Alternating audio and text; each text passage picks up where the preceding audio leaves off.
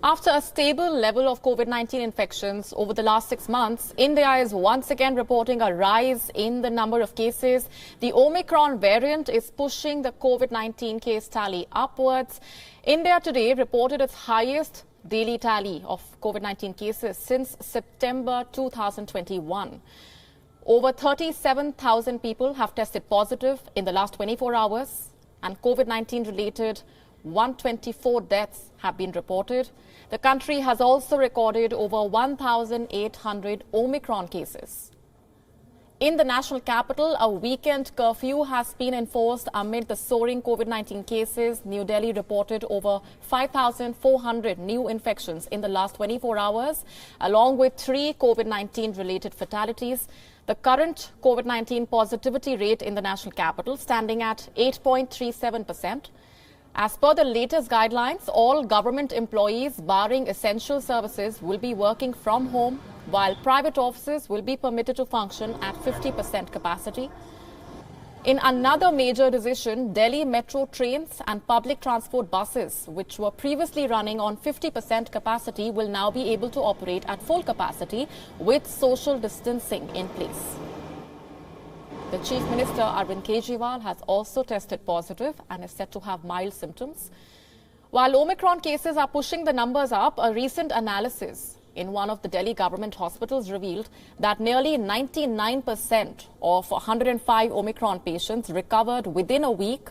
Most patients who had Omicron are asymptomatic. Those who do have symptoms reported low-grade fever, weakness, and poor appetite.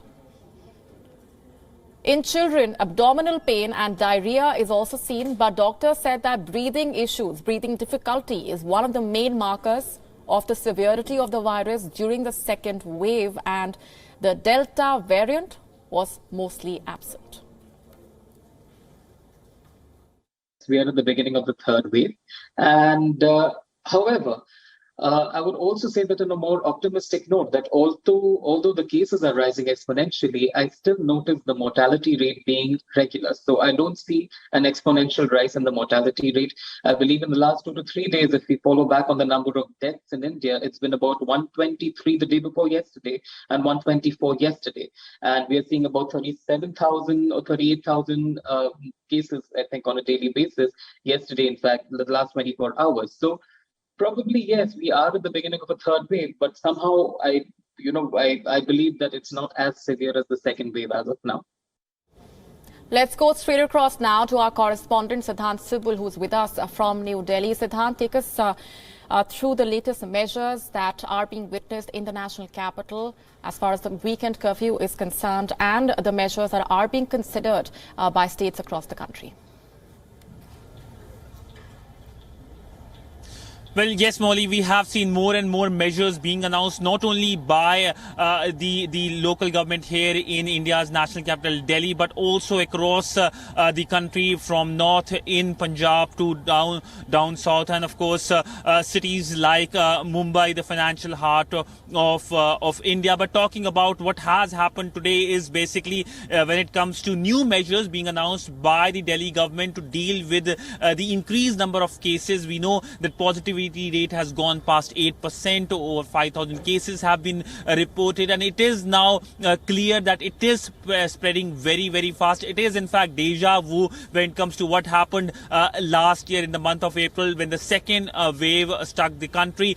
This time, of course, we know that lessons have been learnt. There is a GRAP system in place here in the national capital, which is Graded Response Action Plan, under which if positivity rate is above certain level, there are certain measures that kick off automatically. We know that positivity rate has been reported more than 5% now. On papers, that means a lockdown, but we know that the government, the local government, is mulling at various other options. We know also that the Chief Minister of Delhi, Arvind Kejriwal, has tested positive. This is a worrisome development, even as cases soar in the city.